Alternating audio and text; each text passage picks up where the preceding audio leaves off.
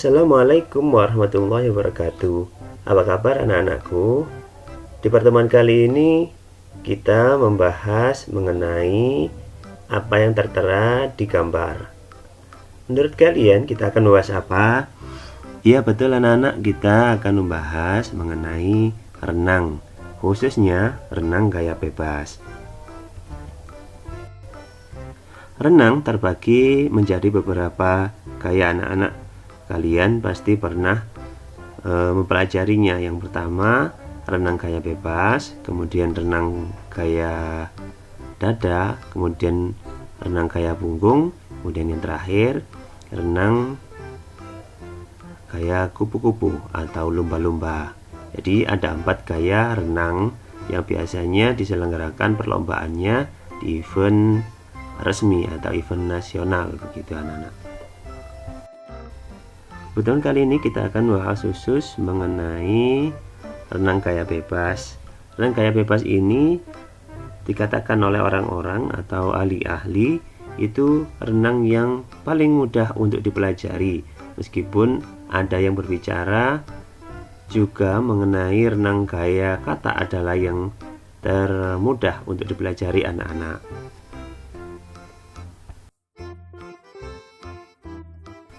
Baik, marilah kita simak gambar yang tertera di layar kalian. Renang gaya bebas itu meliputi apa yang kita pelajari nanti. Yang pertama, gerak dasar renang gaya bebas. Yang kedua, dasar-dasar keselamatan di air.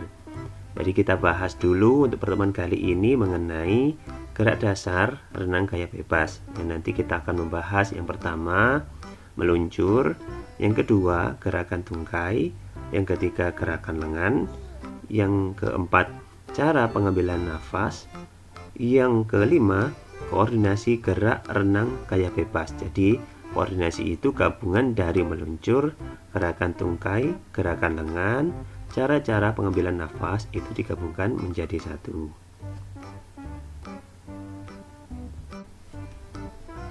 Tujuan pembelajarannya yang pertama, menjelaskan gerak meluncur, tungkai kaki, dan lengan dalam renang gaya bebas. Yang kedua, kalian bisa menjelaskan cara pengambilan nafas dalam renang gaya bebas. Yang ketiga, menjelaskan dasar-dasar keselamatan di air. Yang keempat, mempraktekkan gerak meluncur, tungkai kaki, dan lengan dalam renang gaya bebas. Kalau yang nomor 4 ini sementara kita tunda dulu. Semoga di lain kesempatan kita bisa mempraktekannya anak-anak, karena di masa yang seperti ini kita tidak memungkinkan untuk mempraktekkan renang gaya bebas ini di sekolah karena masa pandemi. Yang kelima, mempraktekkan cara pengambilan nafas dalam renang gaya bebas. Ini juga sama seperti nomor 4, mempraktekkan dasar-dasar keselamatan di air. Di pertemuan kali ini kita cukup kalian bisa atau mampu menjelaskan atau mampu menganalisa atau mampu melihat bagaimana cara melakukan renang gaya bebas.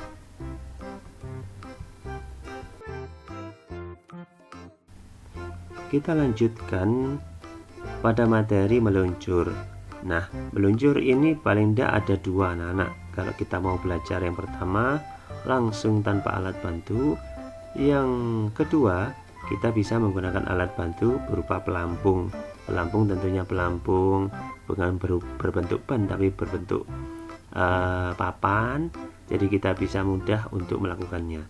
Bagaimana cara melakukan gerakan meluncur tanpa alat bantu? Yang pertama, kita bisa lihat di tampilan, sikap badan berdiri tegak di kolam, kemudian badan dibungkukkan ke depan, kedua tangan diluruskan ke depan anak-anak. Jadi kita berdiri di samping dinding, di pinggir dinding, kemudian badan kita, tangan ada di depan, salah satu kaki, tolakkan kaki pada dinding, tolakkan kaki pada dinding kolam sehingga meluncur. Saat meluncur, kedua tangan, badan, dan kaki harus lurus, intinya harus lurus. Jadi dorongannya dari mana? Tangan tidak mengayun, Dorongan awalnya ada pada kaki yang menolakkan atau istilah kita menjejak ya, jejak dinding kolam. Akhirnya badan kita bisa meluncur ke depan, kemudian ditambah gerakan kaki naik turun. Meskipun tidak menggunakan kaki, kalau ada tolakan yang di awal tadi, badan kita pasti akan sudah meluncur ke depan. Posisi badan, kaki, dan juga tangan diharapkan lurus ke depan. Bagi kalian yang ingin belajar berenang, ini adalah dasar atau yang paling utama atau yang paling awal kalian harus mampu melakukan. Yang sebelum ini kalian itu harus berani menyelam atau menahan nafas di dalam air. Karena hal ini utama, kalian sebelum melakukan meluncur hendaknya melatih tahan nafas dulu. Kemudian setelah mampu tahan nafas, kita berani dengan air, kita baru melakukan gerakan meluncur ini. Jadi melakukan meluncur ini sebenarnya banyak variasinya. Kalau kita ada kesempatan, kita bisa mempraktekannya bersama-sama di kolam renang secara khusus untuk mempelajari renang gaya bebas ini. Anak-anak, doakan saja pandemi ini segera usai, kita bisa mempraktekannya bersama-sama. Kita lanjut anak-anakku sekalian, gerakan meluncur dengan papan luncur atau papan seluncur. Sama halnya dengan yang pertama, gerakannya yaitu kalian berdiri tegak, kemudian salah satu kaki persiapan menolakkan pada dinding kolam, tangan lurus tapi kali ini membawa papan seluncur. Papan seluncur adalah gunanya untuk mengangkat tubuh kita ke atas sehingga waktu kita meluncur tubuh kita tidak tenggelam. Jadi papan seluncur ini gunanya adalah untuk mengangkat tubuh kita ke atas sehingga posisi badan kita ada di atas permukaan air. Kita bisa belajar dengan santai, dengan tenang, tanpa ketakutan kita akan tenggelam. Meskipun di tempat yang dalam, kita bisa melakukan gerakan ini dengan alat bantu berupa papan seluncur. Kemudian kita masuk ke latihan gerakan kaki berikutnya, yaitu melakukan gerakan tungkai dalam renang gaya bebas.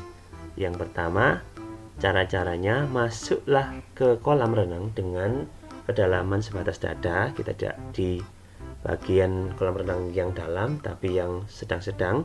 Yang kedua, berpeganglah pada dinding kolam atau pada pembelajaran untuk belajar gerakan tungkai, kita pegangan pada dinding kolam. Yang ketiga, saat lengan berpegangan pada posisi telungkup sejajar permukaan air. Jadi kita pegangan kedua tangan kita berpegangan pada pinggir kolam, badan kita luruskan, kaki juga lurus, tumpuan ada di kedua tangan kita. Lakukan gerakan naik turun pada kaki sehingga tubuh kita tidak tenggelam, kita sejajar dengan air. Ini termasuk juga utama anak-anak.